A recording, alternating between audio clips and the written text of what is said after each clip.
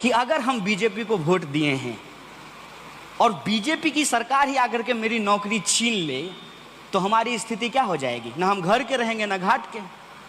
किसको जाकर के ये दर्द बताएंगे? पब्लिक को मालूम नहीं है कि एनपीए क्या होता है। बताइए ना, हम पीएचडी कर लिए हैं तब हमको अब जाकर के पता चला है कि एनपीए का फुल फॉर्म क्या होता है। आपको मैं कहता हूं, आप एक दिन इस पे सर्वे करा लीजिए। जितना कस्टमर आपके काउंटर पे आए सबसे एक सवाल पूछिए, अच्छा बताइए एनपीए क्या होता है। देखिएगा आपको कितना लोग इसका जवाब देता है। नॉन परफॉर्मिंग एसेट्स, ऐसी अंग्रेजी बोलने में जी टेढ़ा करना पड़े तब पर भी जाकर के उसका असली मतलब समझ में नहीं आए। और गूगल पे जाकर के problems of banking sector in India जब आप टाइप करेंगे तो जो आर्टिकल सबसे ऊपर आएगा इकोनॉमिक टाइम्स का, उसमें 9 कारण दिखाए गए हैं। और उसमें पहला कारण क्या बताया गया है? पहला कारण यह बताया गया है कि रूरल एरियाज के जो ब्रांचेज हैं वो ठीक से परफॉर्म नहीं कर रहे हैं, इस वजह से बैंकिंग सेक्टर को घाटा हो रहा है। दूसरा कारण उसमें बताया गया है कि रिफंड नहीं होता है।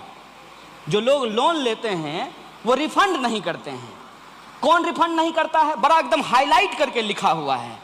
तो किसान रिफंड नहीं करते हैं। अब आप बताइए, आप सब बैंक कर्मी हैं, ईमानदारी से बताइए, बैंक का पैसा सबसे ज्यादा कौन चुराता है? किसान चुराता है। किसान चुराता है कि कॉर्पोरेट चुराता है? कॉर्पोरेट चुराता है ना। और कॉर्पोरेट के साथ तो नेताजी फोटो खिंचवाते हैं मुस्कुराते हुए, सेल्फी विथ कॉर्पोरेट। नहीं तो कॉर्पोरेट से पैसा बैंक कर्मी कैसे वसूल लेंगे? हमको बताइए। अगर लोकल एरिया का एमपी लोकल एरिया के ठेकेदार के साथ फोटो खिंचाएगा, मैनेजर बाबू का हिम्मत है कि उससे उसका गाड़ी उसके घर पर से खींच के ले आएंगे? है हिम्मत? यह है आपकी स्थिति। 2 दिन के लिए अगर बैंक कर्मी हड़ताल कर देते तो सरकार का सारा ढोल फट जाता, सारा नोटबंदी का सच्चाई रोड पे आ जाता।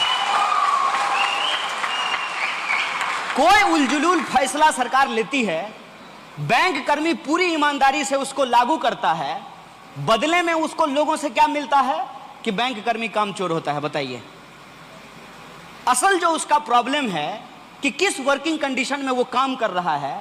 माने हम क्या क्या बोले बैंक का आपको? मेरे घर के आसपास बैंक है, हम देखते हैं। जिस मकान में बैंक को रेंट किया जाता है, जनरेटर लगाया जाता है, मकान मालिक रात को बैंक के जनरेटर से डीजल निकाल लेता है।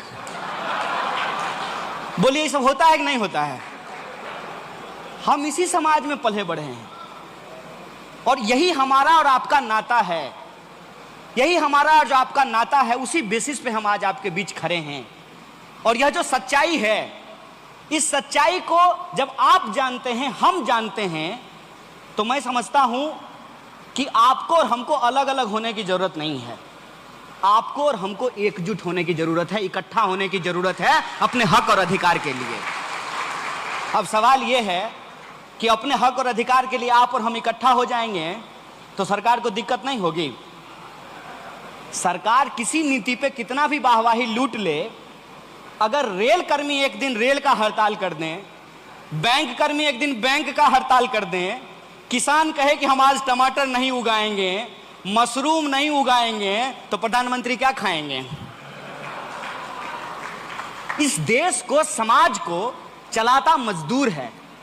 बदले में क्या मांग रहा है? बदले में कुछ नहीं मांग रहा है। वो कह रहा है कि हमको एक डिग्निफाइड लाइफ दीजिए। क्या बैंक कर्मियों के ऊपर जो मिनिमम आवर है 8 घंटा काम करने का, वो नियम लागू नहीं होता है? बताइए। जब तक बैंक का पूरा हिसाब नहीं हो जाए, बैंक कर्मी बैंक छोड़ करके नहीं जा सकते हैं।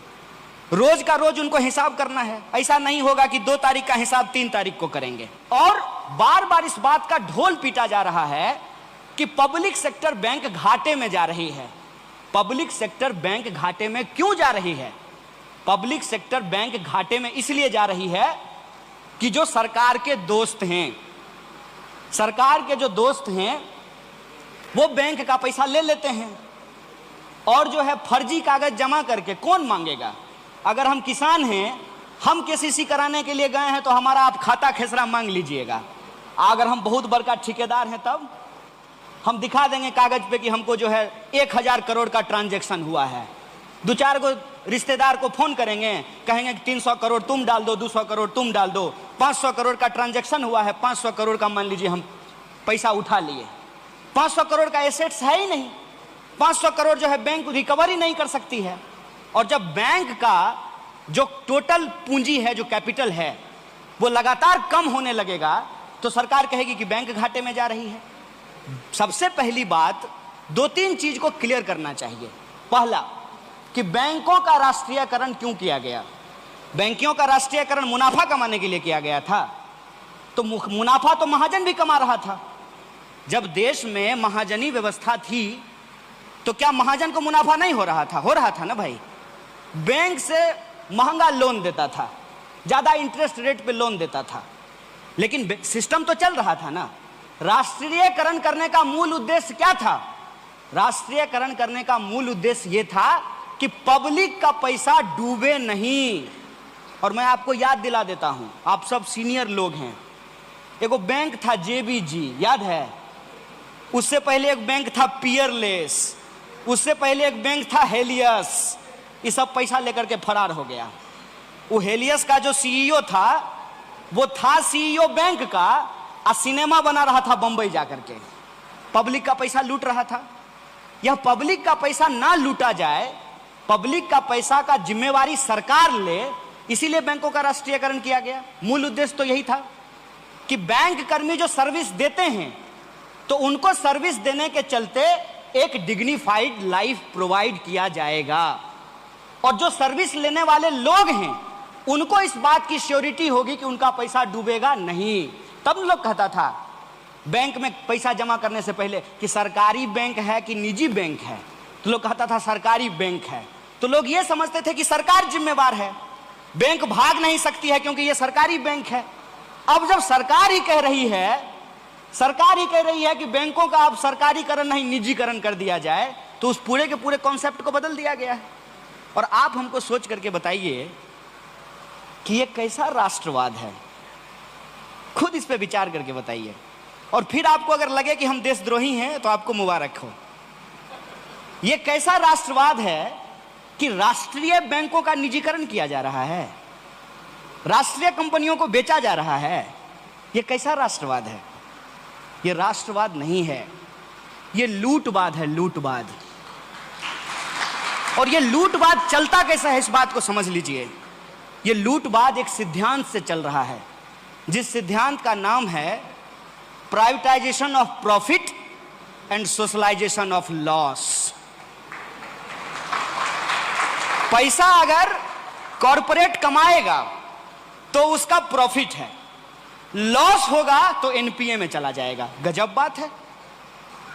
प्रॉफिट होगा तो आपका निजी है, प्राइवेट है, और लॉस होगा तो पब्लिक का जाएगा। आखिर आप लोग बैंक में काम करते हैं तो आप तो ये बात जानते ही हैं ना कि हम मांगते भी नहीं है तब भी आप हमको एटीएम थमा देते हैं। क्या एटीएम थमा देते हैं भाई? हमको मजा आता है, आपका मुंह देखते हैं सुबह सुबह तो हमको अच्छा लगता है। बताइए, हम लाइन में लग करके अपना पैसा निकालेंगे, इसलिए थमा देते हैं ना कि जबरदस्ती आप हमको सर्विस पकड़ा रहे हैं। लेकिन आज आपकी हालत यह हो गई है, हमको सर्विस देते देते बैंक अब आपको कह रहा है कि तुम भी सर्विस खरीदो। क्या खरीद रहे हैं कि नहीं खरीद रहे हैं? कह रही है ना, बैंक कह रही है 40,000 रुपया अगर आपको तनख्वाह है तो कहती है कि 30,000 रुपया म्यूचुअल फंड में इन्वेस्ट करो। अब म्यूचुअल फंड का प्रचार कितना सुंदर आता है, बड़ा सुंदर एडवर्टाइजमेंट आता है। पहले कहेगा म्यूचुअल फंड सही है और नीचे में लिखेगा कि म्यूचुअल फंड बाजार जोखिमों के अधीन है।